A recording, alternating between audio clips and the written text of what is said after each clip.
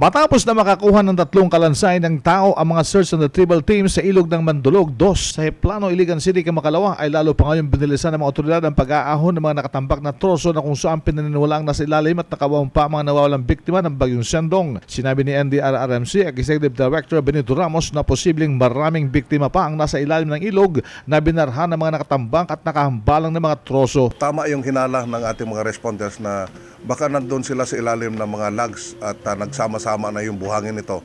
So tama ito, Bing, dahil nakarecover na naman sila kahapon ng 3. Kuha na ito, yung mga kalansay na lang. Yung isa nga, bata, walang ulo. Ito na siguro yung nadaganan ng mga logs, kaya 3 yung latest na nakuha nila. So ang overall ngayon, Bing, 1,268. Dahil yung yesterday, 1,265 plus 3, 1,268 na, Bing. Hindi pa ito kabilang yung 22 na namatay dahil sa mga sakit. Yung kasama na dito na heart attack, leptospirosis at saka yung septemia. So 1,268 plus 22, yan ang casualties natin na latest ngayon. Isa pa sa mga pinangangambahan, yung pong pagtaas din ng bilang ng mga taong na-depress, nagkakaroon ng diferensya sa ulo, sa utak, sa pag-iisip.